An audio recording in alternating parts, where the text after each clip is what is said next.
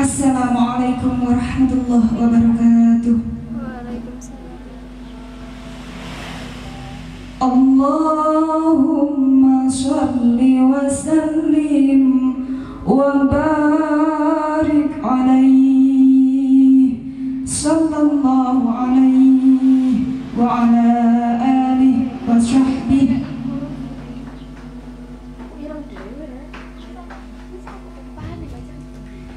Ya Rabbi sholli wa sallim adadal baradi ala Muhammadin nabi mu'tamadi Muhammad ya Rasulullah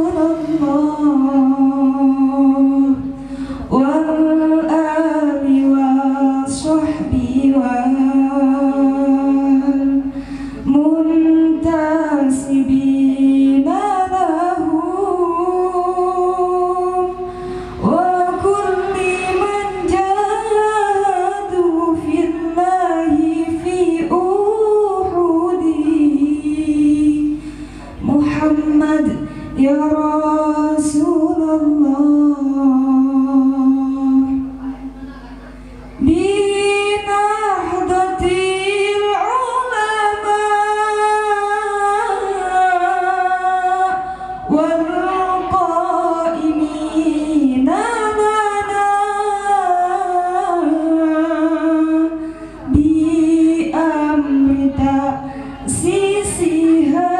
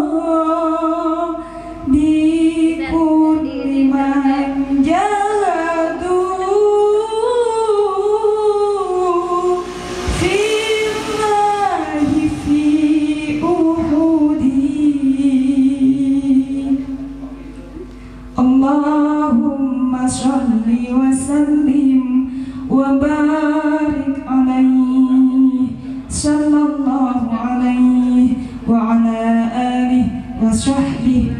Assalamualaikum warahmatullahi wabarakatuh. Assalamualaikum warahmatullahi wabarakatuh. Alhamdulillahilladzi ja'alal ilma taharatan linnufus wa nuran lil basair wa tariqan ilal haqq wa hadiyan ilal jannah. Assalatu wassalamu ala asrofil anbiya'i wal mursalin nanju bihima min adabil jahil.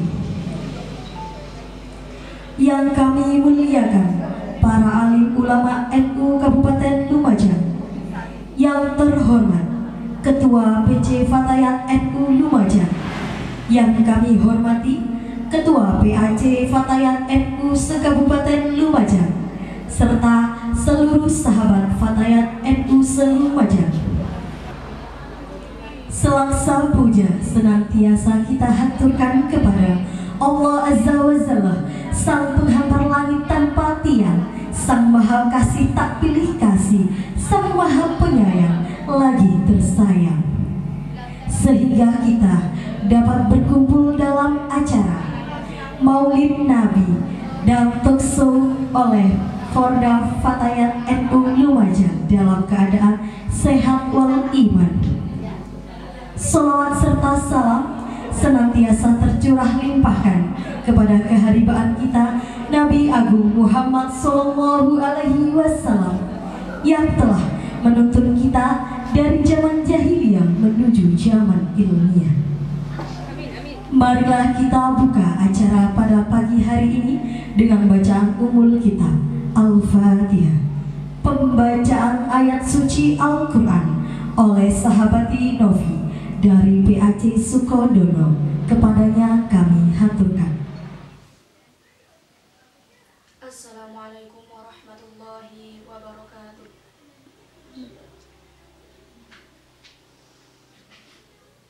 A'udzu billahi minasy syaithanir rajim.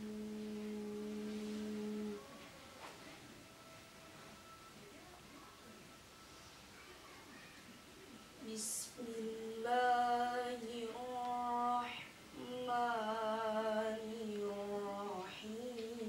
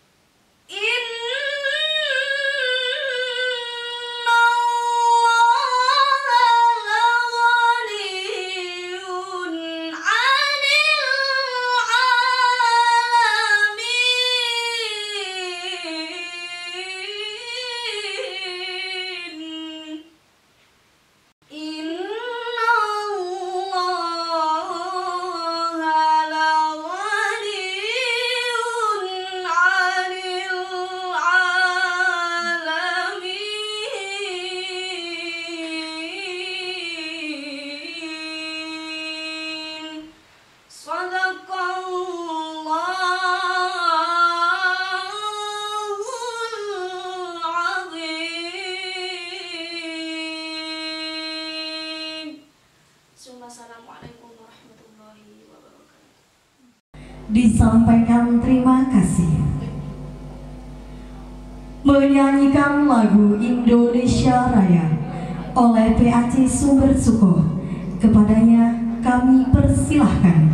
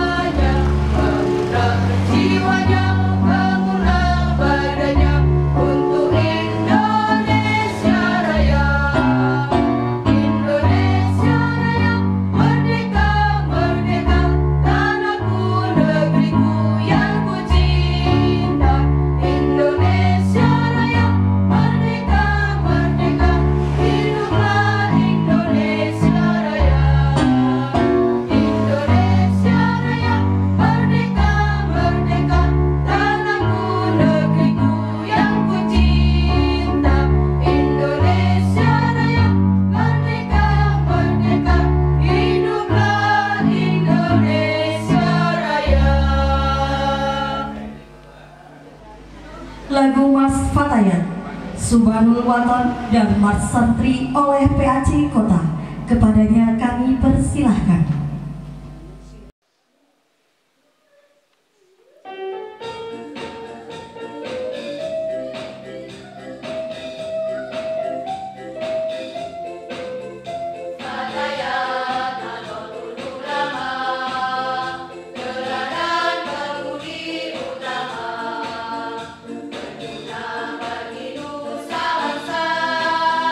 Menuju tinggi agama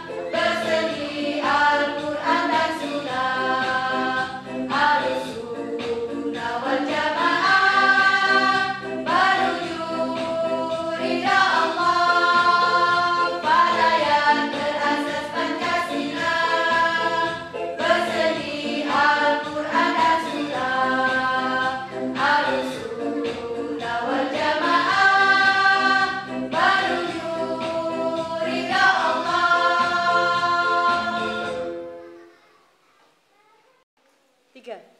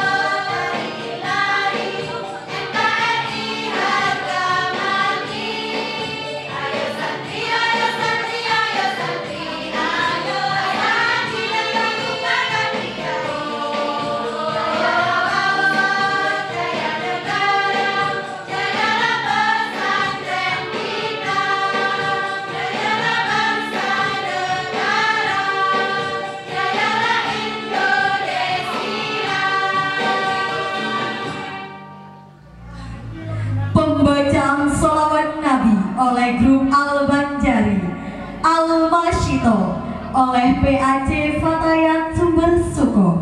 Kepadanya kami haturkan. Allahumma sholli wa sallim wa barik alaihi.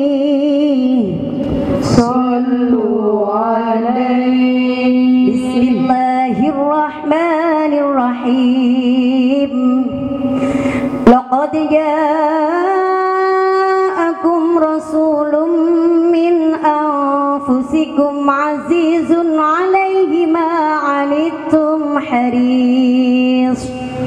harisun alaikum bil mu'minina raufur rahim. Innallaha wa malaikatahu yusalluna 'alan nabi ya ayyuhalladzina amanu sallu 'alaihi wa sallimu taslima. Allahumma salli wa sallim wa barik alaihi.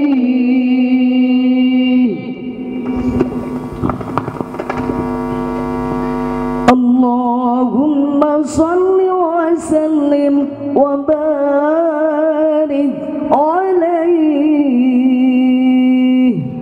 Sallu alaihi. Bismillahirrahmanirrahim. Fahtazal arsu darabahu wastibshara wastadal kursi haibatan wa waqara وامتلأت السماوات أنوارا وضجت الملائكة تهديلا وتمجيدا واستغفارا. سبحان الله والحمد لله ولا إله إلا الله. سبحان الله والحمد لله ولا إله إلا الله. الله الله الله يا الله. الله الله يا الله. سبحان الله والحمد لله ولا إله إلا الله. سبحان الله والحمد لله ولا إله إلا الله.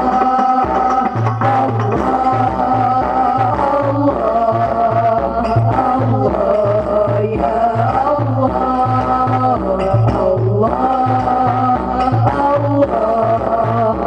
الله يا الله.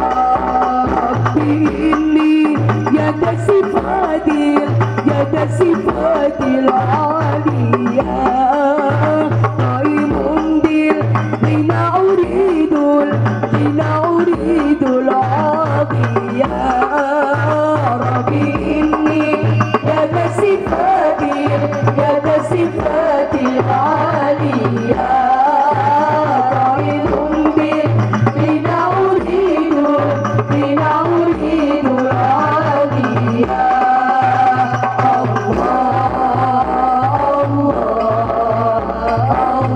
الله يا الله.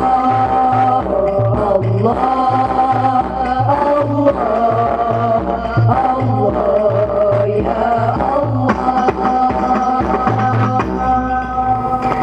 ولم تزل أمه ضراء وعن من فخره وفضله إلى نهاية تمام حمله. فلما استمع الضنك بإذن رب الخلق ودعاء الحبيب صلى الله عليه وسلم ساجدا شاكرا حامدا كأنه البدر في تمامه محل القيام. صلى الله على محمد صلى الله عليه وسلم. صلى الله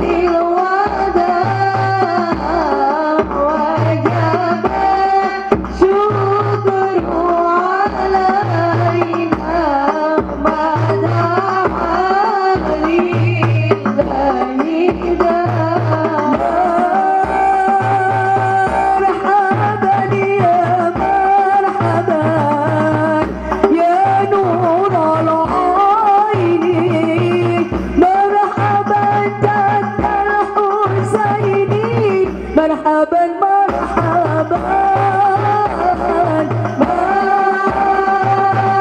marhaban ya marhaban ya nurul aini, marhaban jaddal Husaini, marhaban marhaban.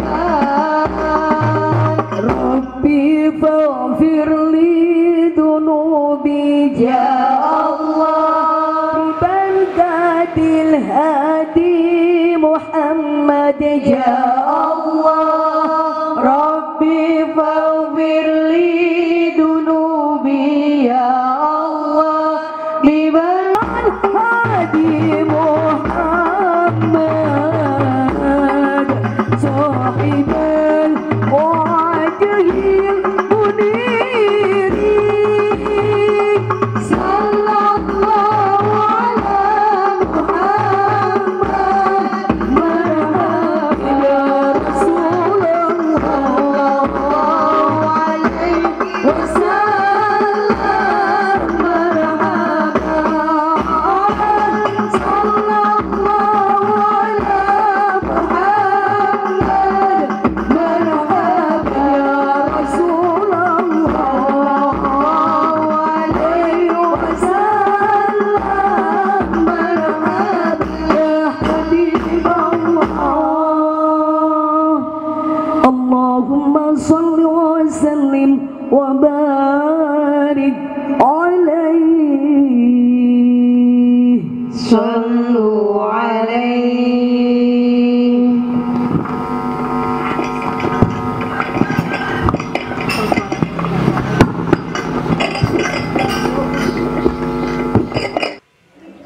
Assalamualaikum warahmatullahi wabarakatuh. Bismillahirrahmanirrahim. Alhamdulillahirabbil alamin.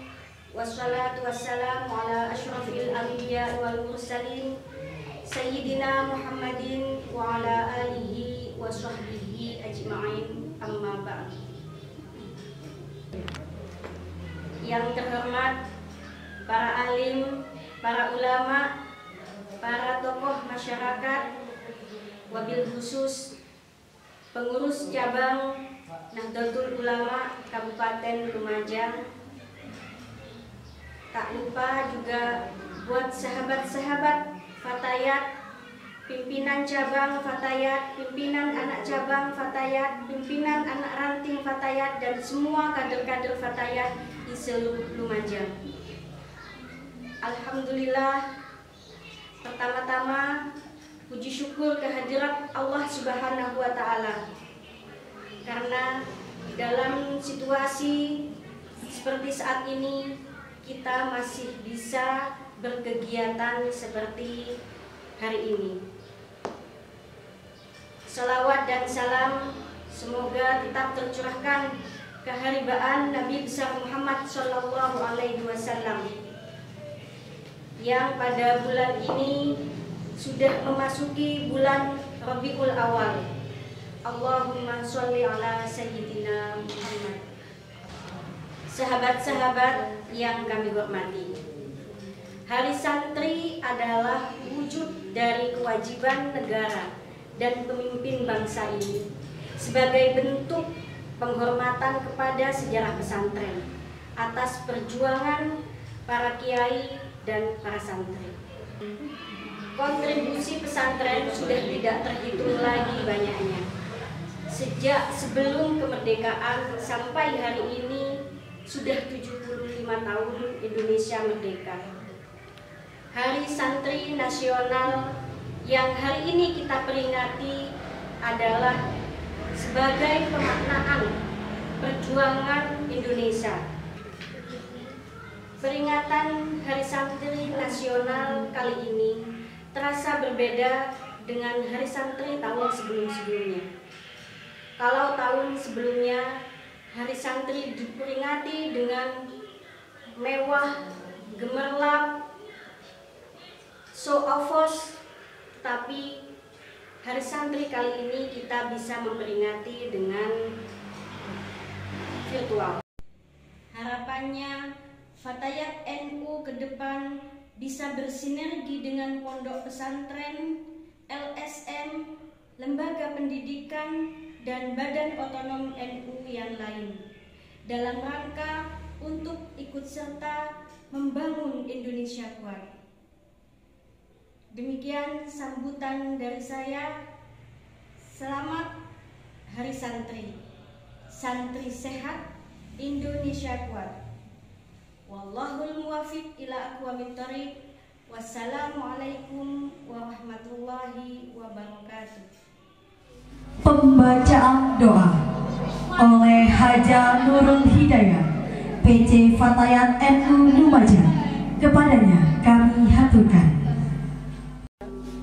Bismillahirrahmanirrahim. Allahumma shalli wa sallim wa barik alaihi. Sadaqallahul aliyyil azim wa ballagha rasulahul habibul karim wa nahnu ala dzalika minasy syahidin walhamdulillahi rabbil alamin. Allahumma shalli wa sallim ala sayidina Muhammadin fil awwalin wa shalli wa sallim ala sayidina Muhammadin fil akhirin wa shalli wa sallim ala sayidina Muhammadin fil nabiyyin وصل وسلم على سيدنا محمد في المرسلين وصل وسلم على سيدنا محمد في كل وقت وحين وصل وسلم على سيدنا محمد في الملأ الأعلى إلى يوم الدين. السلام عليك أيها النبي ورحمة الله وبركاته. السلام علينا وعلى عباد الله الصالحين. اللهم وبلغ روح سيدنا محمد منا تحية وسلاما واجزه عنا أفضل ما جزيت نبيا عن أمتي وآته الوسيلة والفضيلة والشرف والدرجة العالية الرفيعة وابعثه المقام محمودا الذي وعدته يا أرحم الراحمين. اللهم اجعلنا وإياهم ممن يستوجب شفاعته ويرتجي به من الله رحمته والحمد لله رب العالمين. اللهم بحرمة هذا النبي الكريم وآله وأصحابه السالكين لنهجه القويم اجعلنا من خيار أمته واسترنا بذيل حرمته واحشرنا غدا في زمرته واستعمل ألسنتنا في مدحه ونصرته وأحينا مستمسكين بطاعته ومحبته وأمتنا على سنته وجماعته. اللهم أدخلنا معه الجنة فإنه أول من يدخلها وأنزلنا معه في قصورها فإنه أول من ينزلها وارحمنا به يوم يستشفع به الخلائق فترحمها.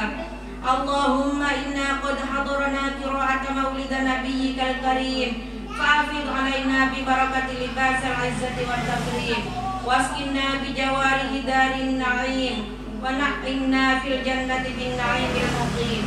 اللهم إنا نسألك بجاه هذا النبي المصطفى وآله أهل الصدق بالوفاء كلنا معينا ومسعفا وبوأنا من الجنة غرفا وارزقنا بجاهه عندك قبولا وعزا وشرفا. اللهم إنا نتوسل إليك بنبيك المختار وآله الأطهار وأصحابه الأخيار كفر عنا الذنوب والأوزار. يا الله يا الله يا الله واحرسنا من جميع المخاوف والأخطار وأجمع بيننا وبينه في دار القرار وتقبل منا ما قدمنا من يسير أعمالنا في الأعلان والإسرار وارحمنا برحمتك واغفر لنا إنك أنت العفو الغفار يا غفار. سبحان ربك رب العزة عما يصفون وسلام على المرسلين والحمد لله رب العالمين. Demikian serangkaian acara pada pagi hari ini. Saya selaku Mistress of Ceremony mohon maaf sebesar-besarnya. Wallahul muwaffiq ila aqwamit thoriq. Wassalamualaikum warahmatullahi wabarakatuh. Waalaikumsalam. Selanjutnya adalah acara talkshow yang bertemakan membangun kualitas emak milenial sebagai generasi pendidik. Kami serahkan kepada moderator Sahabati Santi. Assalamualaikum warahmatullahi wabarakatuh. Alhamdulillahilladzi an'amana bi ni'matil imani wal islam wa nusalli wa nusallimu ala khairil anam sayyidina Muhammadin wa ala alihi wa sahbihi ajmain. Puji syukur kehadiran Allah Subhanahu wa taala sehingga kita dapat bersua dalam acara memperingati Maulid Nabi dan Hari Santri. Salawat serta salam senantiasa terlimpah curahkan kepada junjungan kita Nabi Muhammad SAW. Yang kami muliakan para alim ulama, yang terhormat Ketua Fatayat NU Lumajang, yang kami hormati seluruh Ketua PAC Lumajang, serta seluruh hadirin Fatayat se-Lumajang. Siang hari ini kita akan berbincang-bincang santai tentang membangun kualitas emak milenial sebagai generasi pendidik. Saya Santi dari Sumberjo Lumajang sebagai moderator talk show, dan di samping saya Ning Faik dengan nama lengkap Faikotul Mala asal Lumajang. Beliau sekarang menjabat sebagai koordinator bidang dakwah PC Fatayat Lumajang, sekaligus menjadi anggota pengkaderan ulama perempuan Jatim dan menjadi dosen di Fakultas Dakwah. Baik, langsung saja ya kita berbincang-bincang santai karena sudah penasaran banget. Di zaman milenial yang serba canggih dengan kecanggihan teknologinya, anak Indonesia itu dididik untuk ngaji Al-Quran dengan harapan kelak menjadi dewasa yang memperjuangkan bangsa Indonesia. Nah, Indonesia sedang menghadapi masa sulit karena virus kecil yang unik yaitu pandemi COVID-19. Masa ini menghancurkan tatanan kehidupan manusia dan membuat semua orang di Indonesia itu melek dunia maya, mulai yang muda, belia, hingga yang lanjut usia. Seperti berita yang disampaikan oleh Ning Faik sebelumnya, di Cirebon itu banyak anak-anak di usia dini, di bawah umur, meminta untuk menikah terlebih dahulu. Karena mereka hamil di luar nikah, dan juga melihat kondisi yang saat ini semua siswa itu melakukan pembelajaran daring, jadi serba menggunakan kecanggihan teknologi. Nah, menyikapi hal-hal yang seperti itu bagaimana menurut Ning Faik? Ya. Bismillahirrahmanirrahim. Assalamualaikum warahmatullahi wabarakatuh. Alhamdulillahirabbil alamin, wassalatu wassalamu ala asyrofil anbiya'il mursalin sayyidina wa maulana Muhammadin wa ala alihi washabihi ajmain. Para sahabat Fatayat dimanapun Anda berada, alhamdulillah pada hari ini kita bertemu meskipun lewat virtual. Jadi hari ini kita akan membahas sedikit, berbincang-bincang. Kalau mau itu hasanah mungkin sudah biasa, jadi kita ingin sedikit sharing gitu untuk para sahabat-sahabat yang ada di rumah yang juga bergabung dengan kami sekarang. Kita akan membahas sedikit tentang apa yang banyak dikeluhkan oleh ibu-ibu atau bahasa ininya sekarang emak-emak yang hidup di zaman milenial sekarang ini. Jadi memang akhirnya banyak kasus yang terjadi akibat dari pandemi sekarang. Jadi memang pandemi yang sekarang ini ada positif, ada negatifnya. Jadi ada seorang mengeluh gara-gara sistem pembelajaran yang akhirnya harus dari rumah. Ada juga yang merasakan itu lebih mudah. Tapi kalau untuk kalangan ibu-ibu seperti saya sekarang, mak-mak sekarang itu lumayan akhirnya banyak kecemasan tersendiri. Banyak kecemasan tersendiri karena apa? Ketika anak-anak di rumah, kita harus bekerja, kita harus berkegiatan gitu. Lah, itu yang akhirnya anak-anak jadi kurang kontrolnya. Sedangkan mereka harus daring dan di sampingnya itu harus gadget yang dipegang. Dan itu semuanya terkoneksi dengan internet. Hal inilah yang akhirnya banyak kasus-kasus yang terjadi. Salah satunya tadi yang mungkin sudah disampaikan Mbak Santi tadi, itu gara-gara cuma mereka kelas kurang kontrolnya dari orang tua. Jadi ketika orang tua banyak di luar, anak-anaknya yang katanya daring, mereka hanya di rumah, orang tua nggak tahu apa yang dilakukan di rumah, ternyata dia sama teman-temannya sampai di rumah yang tidak ada orang tua, pengawasan orang tua, mendatangkan teman-teman yang laki-laki misalnya, ya kan, atau berhubungan di mana, ya sudah jadilah tiba-tiba langsung orang tua itu hamil. Itu salah satu yang benar-benar bikin miris lah ya kalau kita sebagai orang tua itu, naudzubillah min dzalik. Lah, ini yang mungkin salah satu kasus dari kasus yang lain, bukan salah satu dari kasus yang lain. Jadi memang apa namanya, seorang ibu itu menjadi sorotan utama, menjadi kunci utama dalam mendidik anak. Jadi kalau dibilang madrasatul ula itu ya benar, madrasah ula. Dan ini namanya madrasah itu ula bukan pas akhirnya ada jenjang setelah anaknya sekolah akhirnya peran ibu nggak ada, justru nggak, ibu terus gitu, bukan. Jadi mulai dari awal sampai akhir itu juga akhirnya nggak ada berhentinya. Madrasah ula itu benar-benar dari pertama. Dan di sini peran utamanya itu bukan hanya sejak pas akhirnya anak lahir, bukan. Bahkan dari kita hamil pun itu sudah seharusnya sebagai ibu itu harus sudah mendidik anak. Jadi ketika hamil misalnya didoakan, seketika apa namanya diajak stimulasi untuk apa namanya biar terkonek dibacain Al-Qur'an, itu sudah mendidik. Masih di dalam Al-Qur'an itu sudah mendidik. Sampai ketika lahir pun itu diazani, ya kan? Terus kemudian dibacain Al-Qur'an. Kalau orang-orang di desa mungkin ada burda, dibacain burda. Itu semua itu salah satu penyerapan pendidikan yang harus memang ditanamkan oleh seorang ibu kepada anak. Makanya dibilang madrasatul ula. Jadi memang benar-benar jadi sorotan. Dan itu kesannya kalau misalnya ada satu anak pasti didiknya ibunya nih, pasti yang disalahkan ibunya, ya kan? Ya kan memang menjadi kesorotan. Jadi ibu itu kalau dari segi apa namanya sainsnya gitu kan, ilmu pengetahuan, memang mewarisi gen yang paling besar. Apalagi kalau dari segi kecerdasan, sekitar 70% kepada gen kecerdasan anak. Gitu kan. Mungkin pasti nanti juga akan berubah juga ketika misalnya ada lingkungan. Tapi memang untuk segi kecerdasan itu memang ibu. Jadi makanya di sini ketika ada terma seorang perempuan itu nggak boleh berpendidikan, itu justru salah. Kenapa? Karena seorang perempuan itu berarti harus berpendidikan, ya kan?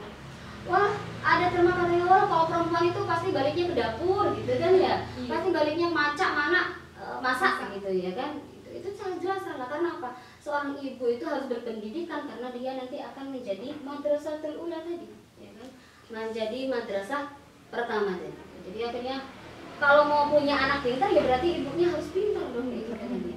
Jadi memang ada. Jadi kunci kesuksesan anak itu memang ada di seorang ibu. Kunci kesuksesan suami ada di seorang istri. Jadi kalau mau anaknya pintar, ya berarti jadilah ibu yang pintar. Kalau mau suaminya sukses, berarti jadi istri yang pintar. Itulah bukti pendidikan. Balik ke dapur pasti balik ke dapur. Balik ke rumah ya pasti. Itu sudah kodratnya, ya kan? Itu.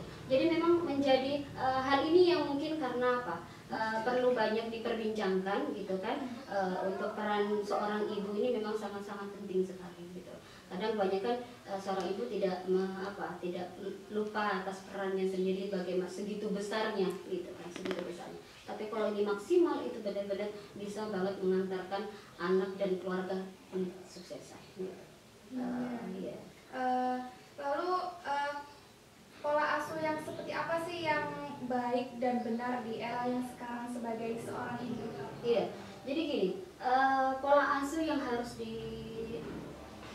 kita rubah sedikit ya. Mungkin ini nanti akan bukan berarti menyinggung, tapi ini kita sama-sama ingin introspeksi diri. Jadi kebanyakan orang tua itu ketika sudah menyerahkan anaknya mondok misalnya atau sekolah, sudah itu tanggung jawab guru. Padahal sebenarnya tidak, tanggung jawab orang tua masih ada di situ. Itu ya, itu yang mungkin kesalahan dari kita itu di situ. Udah apa kata gurunya, apa kata bungainya, padahal orang tuanya seharusnya masih bisa. Dididiknya gimana caranya? Ya sudah, dia selalu dengan mendoakan, selalu memberikan perhatian kasih sayang, kayak gitu kan. Selalu mengontrol bagaimana apa yang sudah dilakukan. Karena kan seperti bungainya sama guru dengan banyak murid nggak mungkin satu persatu, ya kan? Kasih sayang yang sangat melekat adalah dari orang tua.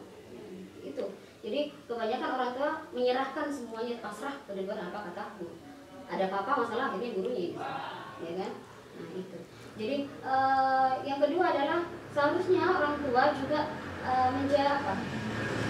bisa menanamkan keterampilan. Artinya keterampilan dalam mendidik itu misalnya dalam kesehariannya, belajarnya bagaimana.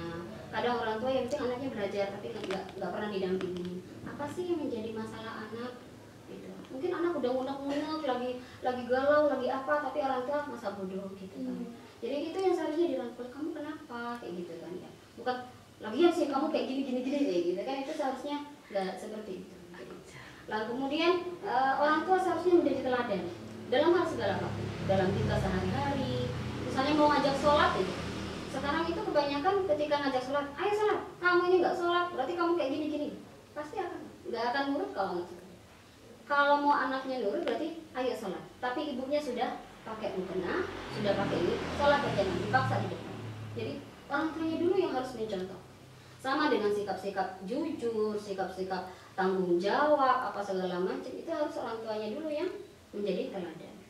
Kemudian orang tua juga harus menjadi pelindung tadi, ya kan? Pelindung dalam hal segala, bukan hanya keamanan saja.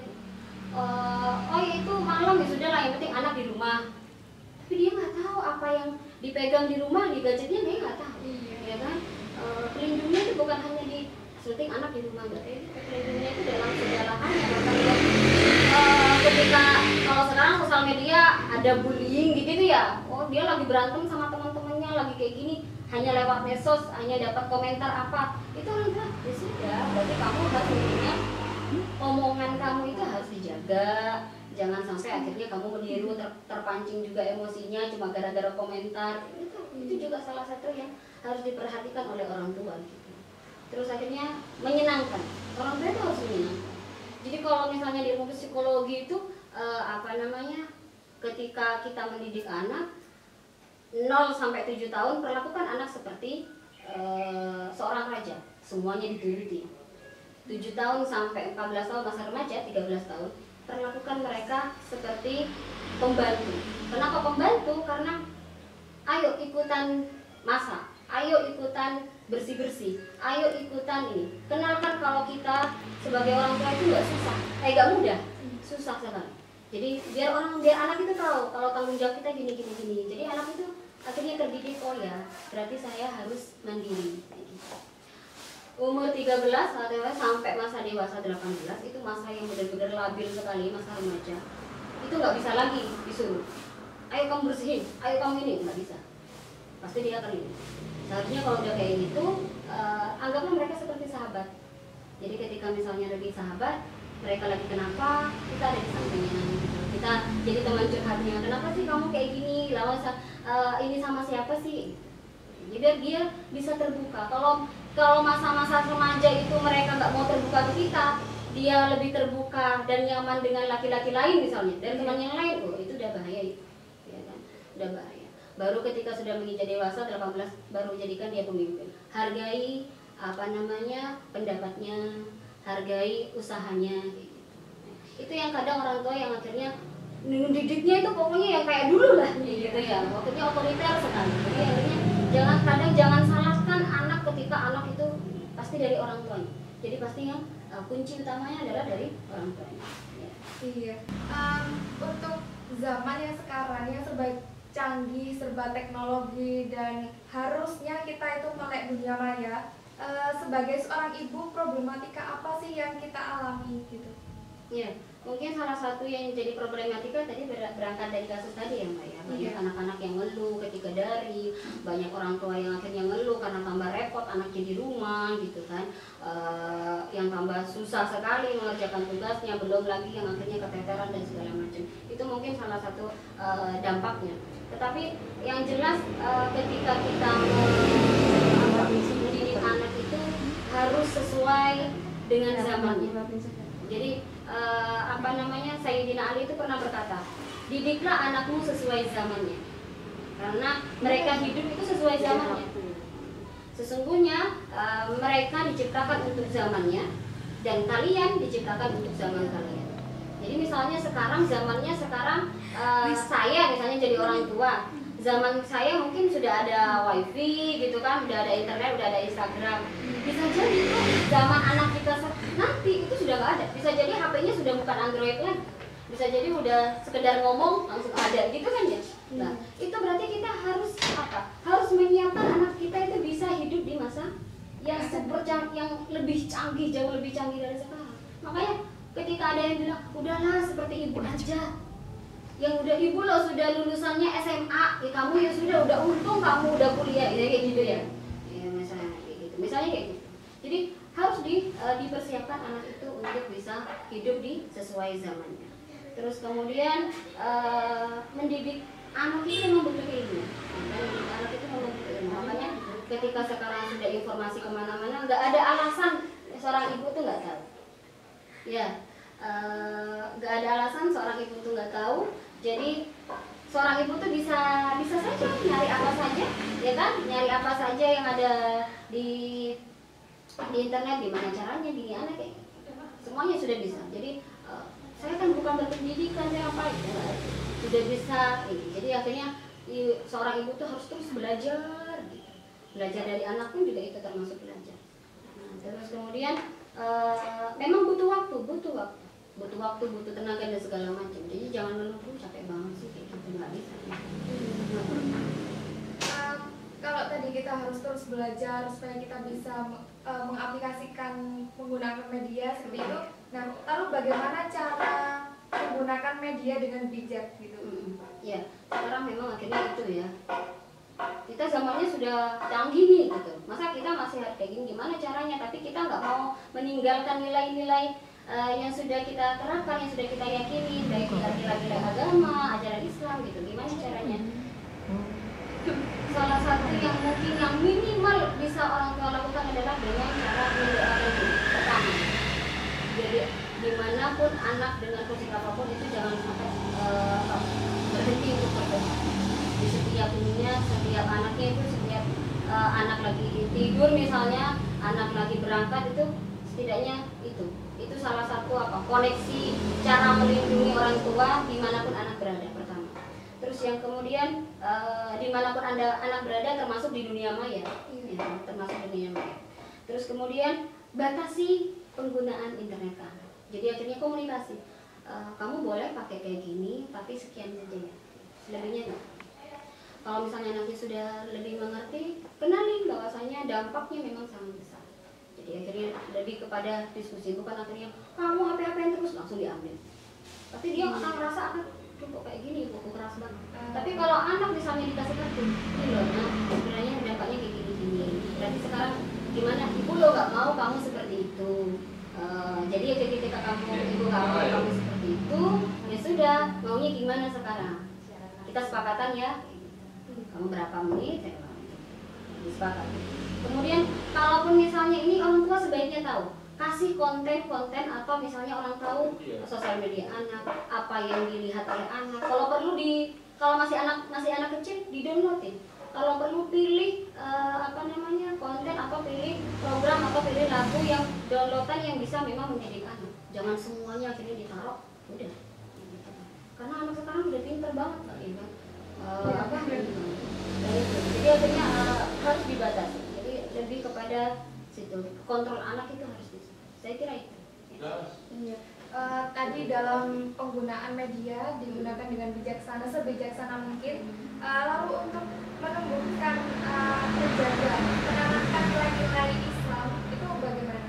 Ya, mungkin tadi sudah disinggung ya, pertama ketika karakter anak Islam itu sudah dimulai dari sejak seorang ibu itu hamil, itu sudah sering didoakan, sering dibacain sholawat, sering dibacain Al-Quran gitu kan, biar dia terbiasa apa yang didengarkan itu.